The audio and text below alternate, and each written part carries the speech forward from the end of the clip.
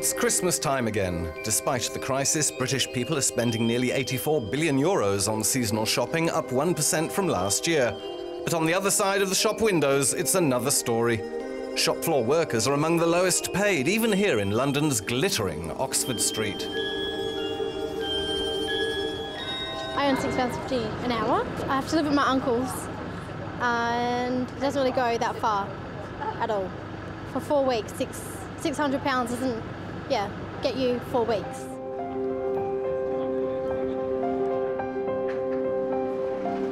So this job isn't enough, so I'm looking for a second job now.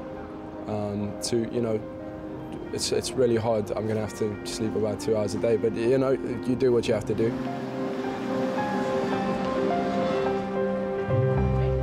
You have to be really careful not to spend too much and just like, because you've got to budget everything. You can't, can I go out tonight? Can I not go out with my friends? You've got to be really careful with the money.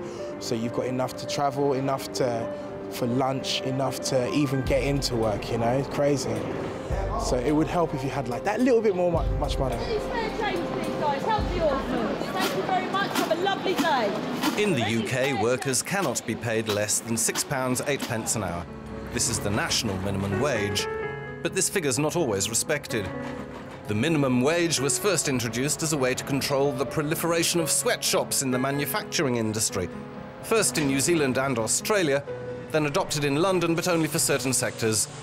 During the Great Depression, Roosevelt's America followed suit. Most countries today have some sort of minimum wage. The value of it varies greatly, with a big gap between developed and developing countries, where the abundance of unskilled workers pushes the level down.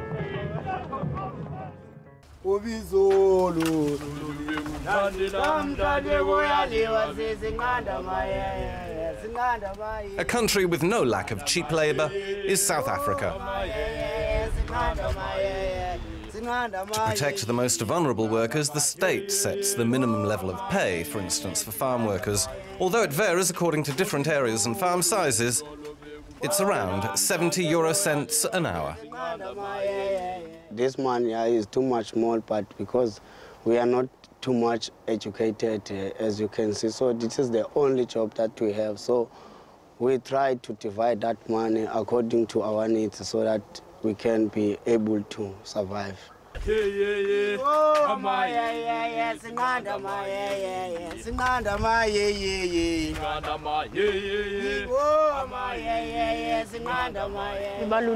important to have a minimum wage because the government should know the cost of living.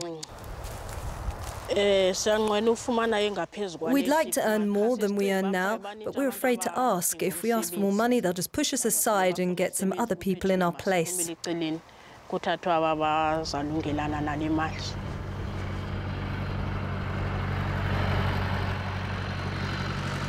benefit for us as a grower, when it comes to harvesting our crop, we need to have everybody in work every day at those critical times.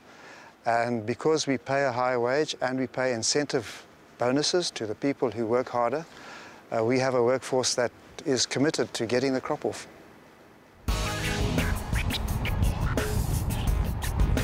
There's no one-size-fits-all in South Africa. There are as many as 43 minimum wages, depending on the job sector and geographical area. How has this safety net performed in the post-apartheid years, in a country with perhaps the highest unemployment in the world? In most cases, what minimum wages have done for most of the affected workers has been, understandably, to increase wages. So you've seen an increase in average wage levels for domestic workers, for farm workers, for taxi drivers and so on. At the same time, however, there is evidence in some sectors, particularly in agriculture, that the minimum wage has seen a reduction in employment. So I think there are a variety of shifts, but on average, you'd be hard-pressed to argue that a minimum wage will not reduce employment. The challenge, I think, though, is for policymakers to think about the trade-off. That minimum wages, on the one hand, do protect the poor.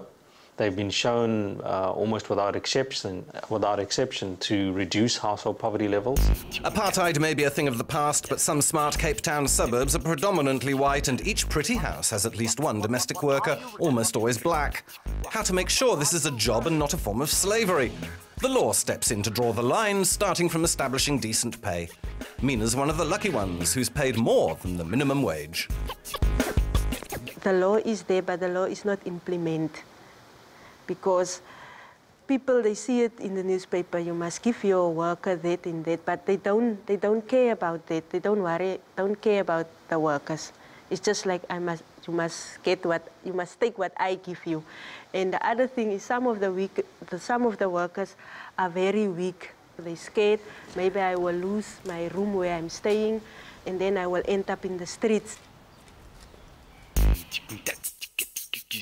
Everybody I know is in the same sort of financial category as I am, living in Constantia, which is an upmarket area, and not one of their domestics are in Mina's position.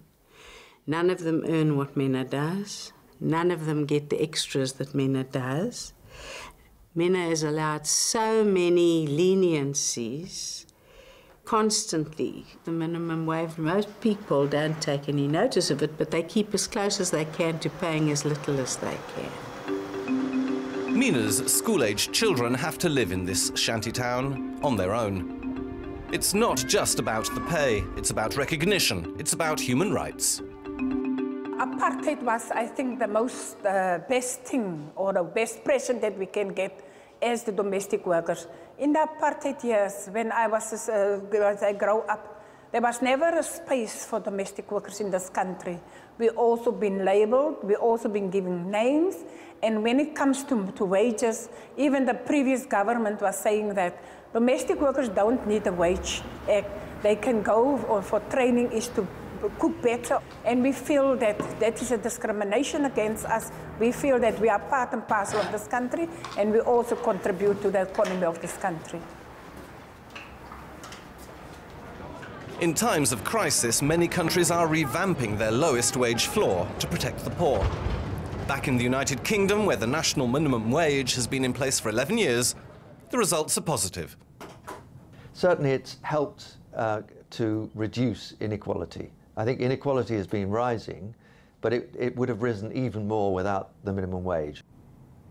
The minimum wage can't solve the ills of the world. What it can do is to set a floor and aim to stop exploitation of people, but it can't solve the issues of the whole employment structure of the economy. That's not something you could ask it to do, and if you ask it to do that, it'll fall over. The man behind the adoption of this policy is the Labour Party's Sir Ian McCartney. He says this was the best achievement of his career. We met him in Wigan, the town in northwest England made famous by George Orwell, where he lives. We had the longest sitting in parliamentary history. I never left the chamber. I had a beard growing. My armpits were rotten. But I was determined that that bill was going to be through. I had enough of the Conservatives. 100 years of holding it up, they weren't going to hold up another 100 days. When we finally got the bill through, and it was total elation. The atmosphere, it was like a football match. I think you'd win the World Cup. It was just tremendous. And people were saying, this is why we got into politics. This is why we wanted to change the world. We're changing things.